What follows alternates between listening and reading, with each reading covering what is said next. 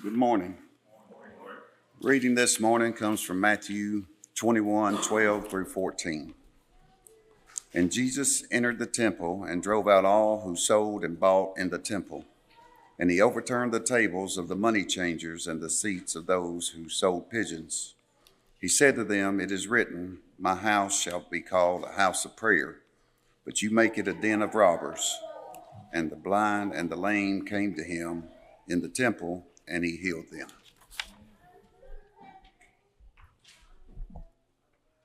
Good morning, everyone.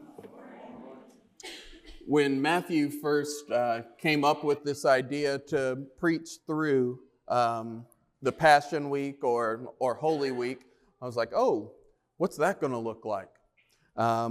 It looks like Chuck has a lot more to do, not just in studying, but also in how I prepare to go out into the world every day. Throughout the lesson, I'm going to make a few references to things that are personal, things that we say, especially over Thanksgiving. We don't want to get into this conversation with Uncle so-and-so because it could go very wrong. So just prepare yourselves. There are some things that Jesus is doing here in Matthew chapter 21 in this last week of his life that are just as, if not more, probably more offensive. But first, I want to ask you all about how you grew up. What were some of the norms, those normal things that you just expected? For me, I'll give you a for instance to show you how absolutely spoiled I was. Whenever there was a new pair of Jordans that came out, my dad made sure that I had them. I was roller skating at the roller rink out on Highway 76, I think it is, in Clarksville. And I didn't have a lock on one of the cubbies. And it's fourth grade night. You know, we're all out there having fun, acting like adults because it's just us. And then it's time to go home. My mom is pulled up. My shoes are completely gone. Not a trace, not even a shoestring. Less than a week later, I had shoes that looked exactly the same. That was normal. Now, I think these shoes were a gift from someone who had no use for them, and I like these Sperry's, so I wear them. Before I turned 26, I was on my parents' insurance. It was nice to have insurance. Did I use it? No, but it's nice to have. Now that I'm whatever age I am now, and working in ministry, which I absolutely love, insurance is carried through my wife. And the insurance, well, her company messed up our insurance this year. Things are a little different. Those things that were normal, those things that we relied on, sometimes those things change. And so how do we get along when those things that are normal, those cultural norms, growing up, not everyone had a cell phone. I don't think it was until I was in college, my second bout with college, that I had a smartphone. But now, you look out, only people who are over 80 have flip phones. Something changed. What do we do with these norms? Let me show you what Jesus did. Look at Matthew chapter 21. It says, "And Jesus entered the temple and drove out all who sold and bought in the temple." All right, I'm going to be honest with you. I had always heard that Jesus drove out those who were selling in the temple. I never paid attention to the people who bought in the temple, ever, until this last week. What does it mean for Jesus to drive out not only those who sold in the temple, like clearly they were doing the wrong thing, they were changing over money, selling things at a higher cost, ripping people off, but he also drives out those who were buying. Before we moved here, I never considered a lot of our spending habits. As my wife takes a baby, Brianna, how often would we just say, hey, there's a book for sale? Just order it off of Amazon. Almost every day, quite often. Why? I like to read, but it's cheaper. It's easier. Shipping. That's the holy trinity of my pocketbook. It's convenient, it's cheaper, and I like to read. And that's normal. All right, this is where I aim for your heart, but probably get toes, so just be ready. What is God telling me in driving out not only the people who are selling, but also those who are buying?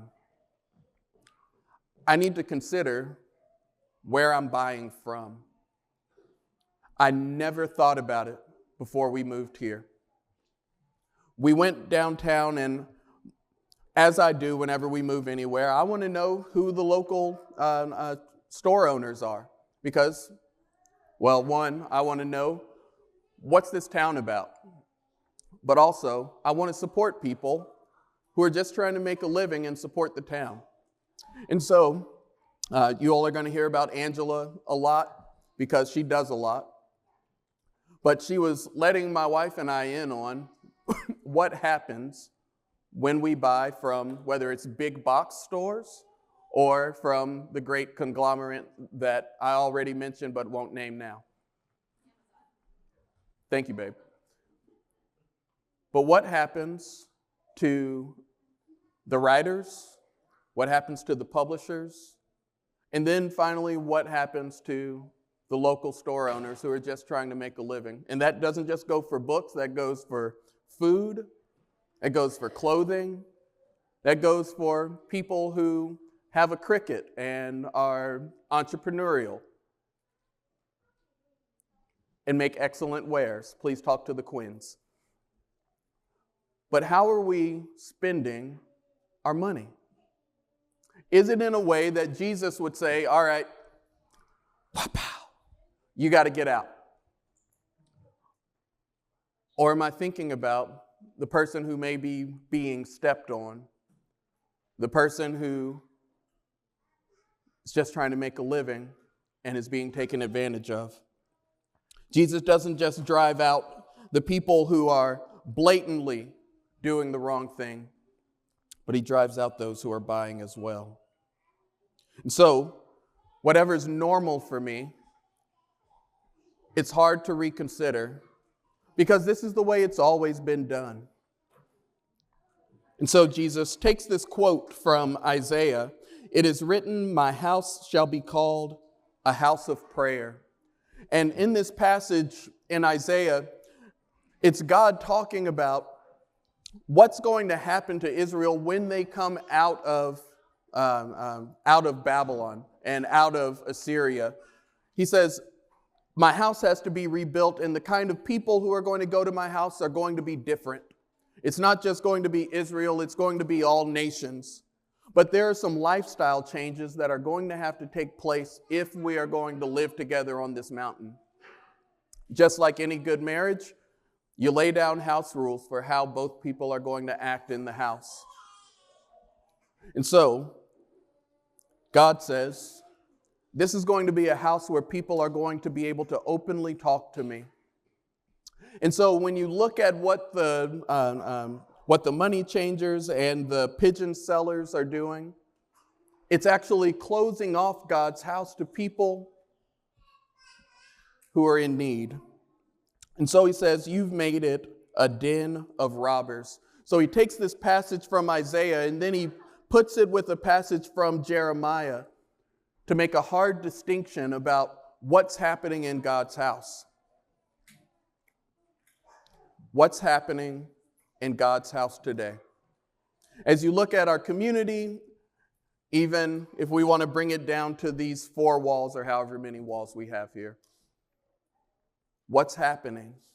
That God would say, this is my house of prayer, or heaven forbid, and I don't think we're there, it's a den of robbers. He says, and the blind and the lame came to him in the temple, and he healed them. That can be something that we just kind of gloss over because that's what Jesus does. Jesus is a healer, right? Whether it's the lame, the blind, in John chapter 9, a blind man, and the disciples say, who sinned? Was it this man or his parents? And Jesus says, that's not what's important. But while it's day, we need to work because night is coming when no one can work. And then you have lepers, you have people who have demons. Jesus heals them all. And even people who are far off, who don't come to Jesus, Jesus is able to heal. So this is just normal for Jesus, right? If you have your Bibles, this is a good place to mark. Because this is, again, one of those things that gets overlooked, but I think is very important as we think about Jesus going to the cross in just a few days. Look in 2 Samuel chapter 5. 2 Samuel chapter 5, I'll begin in verse 5. It says, at Hebron he reigned over Judah 7 years and 6 months. And at Jerusalem he reigned over all Israel and Judah 33 years. So this is talking about David. David has taken over the kingdom from Saul. He's been anointed. And then in chapter 7, David's going to receive all the promises. But here in chapter 5, he's just beginning to set up Jerusalem as his home. It says, and the king and his men went to Jerusalem against the Jebusites. So the Jebusites were the people who originally lived in Jerusalem when it was called Jebus, hence Jebusites. But these people said of David, you will not come in here, but the blind and the lame will ward you off, thinking, David cannot come in here. So they're saying, David, you and your people aren't powerful enough. There's no way you'll be able to take this stronghold. And so, nevertheless, David took the stronghold of Zion, that is the city of David.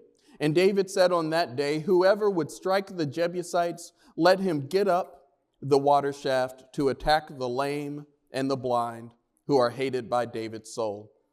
All right, if you leave it right there, it's just the people of Jebus are saying, David can't take this, even our lame and our blind, the people who are least likely to fight, they could take out David and his warriors. And so David says, this whole city is the lame and the blind. Let's all go up and take it. Therefore it is said, the blind and the lame shall not come into the house. All right. You have somebody who has compiled the books of 1st and 2nd Samuel. Originally it was just one book. This is some information that you can just kind of throw away, but this is what's important. Whoever wrote the book of Samuel, they've taken something that was said later on and applied it to what David had said earlier, or the people around David's time, where they saw the blind and the lame as not being worthy to go up to the house. Now, that's not what David said, but it's the way that it was taken by people for years to come. They said, therefore, the lame and the blind shall not come into the house of God. And seemingly, that's the way it's been up until Matthew chapter 21, where the lame and the blind are finally able to come into the house of God. So a lot of times we take this passage in Matthew There's one in Mark. There's one in Luke. And strangely enough, in John, this story is found in chapter 2, more towards the beginning of Jesus' ministry. But in Matthew, Mark, and Luke, it's at the end of his life. And he's upsetting a norm. Do you see what it is? Where for centuries, the lame and the blind have not been accepted because of the people who have, because of the people who are important, because of people like the money changers and people like the pigeon sellers. So what is Jesus telling us in this last week of his life? What's he telling you now? What is it about my life that Jesus is saying, all right, Chuck, you've had this focus, this thing has been normal for you, but something's got to give. Chuck, you were so used to having everything that you ever wanted, and then it was finally gone and you had to figure out life on your own. Do you just give up? Do you just stop? Or for the church, this is how we've always done it. We don't know any different. The people down the street do it this way, therefore we're not going to do it this way. Or brother and sister so-and-so, they laid the foundation of this church and nothing's ever going to change. What norms is Jesus calling us to say, that's actually oppression? When the person from down the street comes in, excuse me, who doesn't look like us, doesn't sound like us, is maybe from out of town, who's in recovery, has a new baby that she doesn't know how to take care of,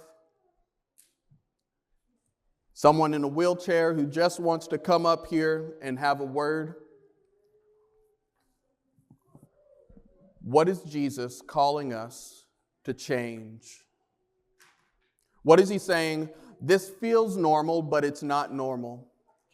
It was normal to have money changers. They had just accepted it. But Jesus said, no, that's not what I want. It's a den of robbers, not a house of prayer. The only modern equivalent is the church. My prayer is that we would each take stock of, in our own lives, in our community's life, but also in the life of the church, what would Jesus say? This has to go because it's oppressing people who are really needing the favor of God. But this is often what happens. But when the chief priests, this is verse 15 of Matthew 21, but when the chief priests and the scribes saw the wonderful things that he did, and the children crying out in the temple, Hosanna to the Son of David, they were indignant, and they said to him, do you hear what these are saying? And what they're saying is, people are calling you the Messiah. They're saying that you are the Son of David. You are the king that's going to come and oust the Romans. Remember back in 2 Samuel chapter 5, that was the beginning of David's kingdom. This is the beginning of Jesus' kingdom. And Jesus said to them, yes. Have you never read? Jesus says, yeah, I hear him. But maybe you all don't read enough. Out of the mouth of infants and nursing babies, you have prepared praise. And he's quoting Psalm chapter 8. And Psalm chapter 8 is a messianic prophecy about the Son of Man and what the Son of Man is going to do. Are you happy because of a baby? Okay.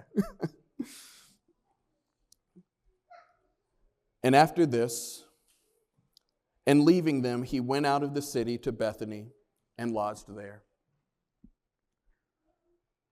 This last week of Jesus' life isn't just him going to the cross. Yes, thank God, praise God for that. It's not just him saying, forgive them for they don't know what they do. It's not just him going to the Garden of Gethsemane. It's Jesus taking things that were normal, oppression, the same oppression that he was going to receive, and turning it upside down. But this was Jesus' ministry, wasn't it? The first will be last and the last will be first. You've heard it said this, but I say to you this. The lame and the blind were not welcome, but Jesus heals them in the spot that they're told they can't go to. What walls are up right now that are oppressive in the church, in our community, and in this world? I may not be able to do much about what goes on in North Korea. I wish I could. I may not be able to do much about what goes on in Washington, D.C. Tim, I wish you could. But I can do something about what's happening here in Dickson County. And we have money changers, and we have pigeon sellers, and we have the lame and the blind. Jesus showed us how to treat people properly. I'm not saying go out there and whip people, not saying that at all. But man, I love the book of Job when Job says in chapter 29, those people who were oppressing the orphan and the widow and the alien, I broke their teeth. I don't think he physically punched them, but I think he did stand between them and the widow and the orphan. I think he took the opportunity. He says it himself. The case that I did not know, I found out. That's who we are. When Jesus stands there before people who are used to taking control, people who are used to taking advantage of the less fortunate, he doesn't just say, well, that's the way things have always been. I'm going to the cross. I hope you get saved. He takes an opportunity to heal, to teach, and to exemplify what it means to truly be about his Father's business in his house. So my prayer for us today is that we'll look at Jesus in this last week of his life and not just focus on Easter morning, but really nail down what was it about this week and what was it about these people that Jesus found important, and why did he do what he did? It's because things were normal that were not normal in the kingdom of God. So my prayer this week is you'll think about those things in your own life, in the life of the church. Maybe I could be softer. Maybe I could be kinder. Maybe I could lift a hand. I bragged on John Gabriel in class this morning, but there was a lumber accident out on 96. And I pulled up and John was already out there helping. He went and got his trailer so that he could drive this guy's lumber a few more miles down the road. That's taking the opportunity to be like Jesus. It happens every single day. Our eyes just have to be open. Won't you come while we stand and sing?